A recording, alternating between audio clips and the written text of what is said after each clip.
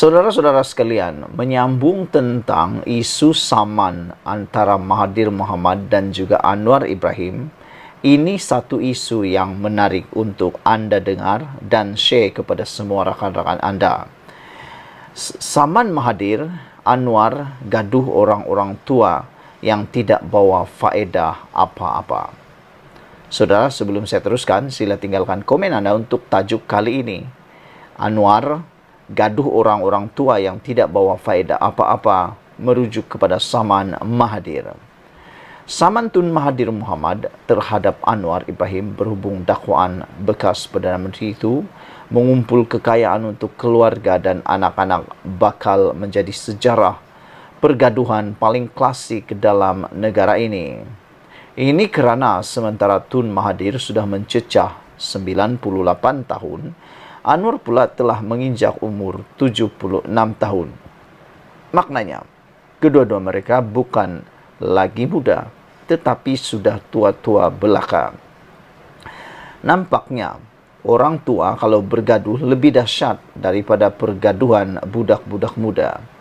Tidak cukup bergaduh dengan berbalas hujah dalam media dan ketika bercakap di depan mikrofon, ketika berucap atau sidang media, malah sampai perlu diadili oleh hakim-hakim untuk menentukan siapa betul dan siapa salah. Artinya juga, jiwa berdamai, jiwa rahmah dan berbaik sangka di dalam diri kedua-dua mereka ini sudah semakin tiada. Sebaliknya, masih tegar ingin menegakkan benang basah masing-masing. Sepatutnya, apalah salahnya dalam usia semakin tua dan di bulan Ramadan yang mulia pula, mereka memilih jalan damai dan bermaaf-maafan untuk menyelesaikan persengketaan. Membawa perang mulut ke mahkamah dalam keadaan menyaman sudah lanjut usia dan kena sama juga telah tua, tidak membuang faedah apa-apa selain hanya menambah besarkan lagi ego dan menguntungkan peguam saja. Kalau Tun Mahathir menang saman sekalipun, misalnya, katalah diberi ganti rugi dengan jumlah beberapa juta, nikmat duit itu sudah tiada nilainya kepada Mahathir Mohamad kerana usianya yang telah terlalu lanjut. Begitu juga dengan Anwar. Kalau benar atau kalau kena bayar ganti rugi pun rasanya tiada masalah untuk beliau membayarnya. Tetapi bagaimana jika akhirnya Tun Mahathir kalah dalam samannya itu? Apa yang akan diperolehnya selain perlu membayar yuran guaman yang sudah tentu bukan sedikit jumlahnya. Anwar pula, katalah jika menang pula, tiada apa-apa yang diperolehnya.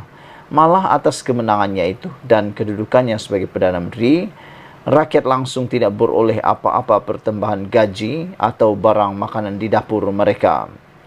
Sepatutnya, terutama kepada Tun Mahathir yang apabila sudah hilang deposit di Langkawi dan partinya kalah teruk pada PRU 15 lalu, pilihan paling baik ialah beliau memilih untuk bersarah saja sepenuhnya.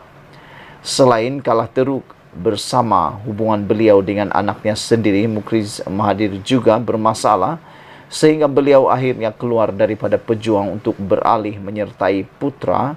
Bukankah semua itu isyarat Tuhan agar beliau berehat saja? Apalagi yang Tun Mahathir mahu kejar dalam hidupnya?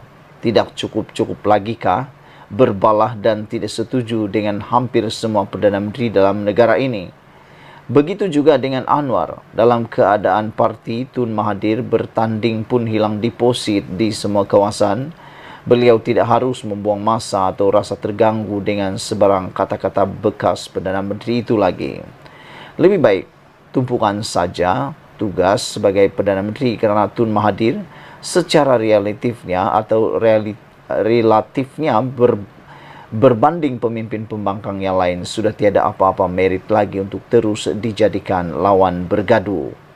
Untuk itu, kalaupun sesekali beliau ada rasa tersinggung dengan teguran atau kritikan keras Tun Mahathir, anggap saja ia sebagai teguran seorang bapa dan Anwar sepatutnya segera menelefon Tun Dr. Siti Hasmah Muhammad Ali untuk meminta masa agar dapat minum-minum kopi sambil berbual-bual dengan bekas Perdana Menteri 2 kali itu. Lagipun, Mereka pernah bersama, berbaik dan makan semeja dalam banyak acara sebelum ini.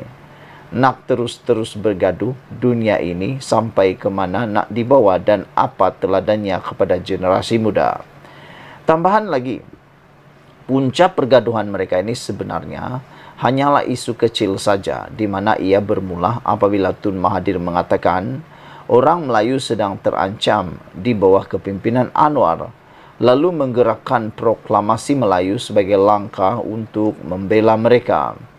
Anwar yang barangkali nipis telinga dengan kritikan Tun Mahathir itu lantas membalas, bagaimana Melayu tak terancam kalau selama 22 tahun campur 22 bulan berkuasa, kamu bolot semua kekayaan untuk keluarga dan anak-anak. Sebagaimana Anwar tidak harus terganggu dengan kritikan Tun Mahathir bahwa Melayu terancam di bawah era kepimimpinannya, Tun Mahathir juga sepatutnya tidak terasa hati dengan serangan balas Anwar berhubung kekayaan keluarga dan anak-anaknya. Mengkayakan anak dan keluarga bukanlah kesalahan dari segi undang-undang, kecuali jika melibatkan salah guna kuasa, rasuah dan sebagainya. Ia barangkali cuma salah dari segi moral sebagai pemimpin semata-mata.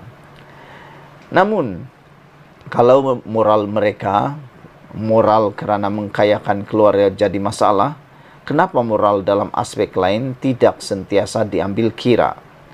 Jadi, kenapa Tun Mahathir perlu begitu terganggu? Melainkanlah jika semua anak-anaknya miskin belaka dan duduk di rumah kos rendah saja. Begitu juga dengan Anwar.